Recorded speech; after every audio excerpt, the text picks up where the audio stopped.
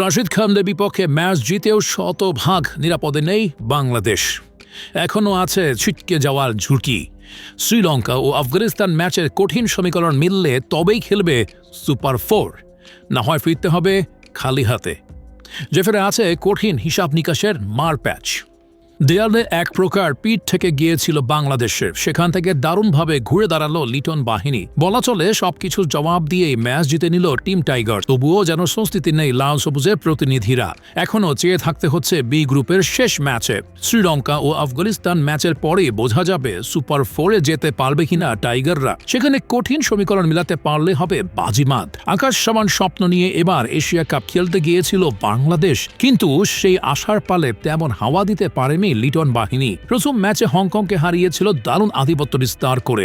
দুই বিভাগে ভালো করলেও নেট রান রেটের দিক থেকে সুবিধা আদায় করে নিতে পারেনি তারা। এরপর লঙ্কানদের বিপক্ষে এসে খায় আরো বড় হোঁচট। এবার দুই বিভাগে হয় ধরাশায়ী। এতে বিপদ ঘনীভূত হয় টাইগারদের। যেখান থেকে মঙ্গলবার রাশিদ খানদের সাথে ম্যাচটি ছিল এক প্রকার বাঁচা মরার। সেই বাধা আপাতত অতিক্রম করলেও এখন চেয়ে থাকতে হচ্ছে পরের ম্যাচে। বলা চলে আফগানিস্তান ও শ্রীলঙ্কার মহারণে ঝুলে আছে লিটনদের ভাগ্য।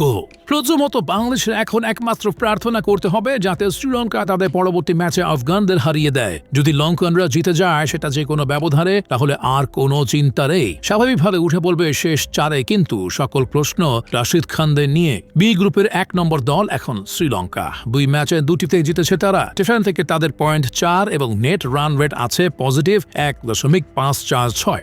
অন্যদিকে টাইগারদের কাছে হেরে 3 নম্বরে নেমে গেছে রাশিদ খানরা। তাদের পয়েন্ট এখন 2 ম্যাচে 2, তবে খুচরা পয়েন্টে এগিয়ে আছে বাংলাদেশের থেকে।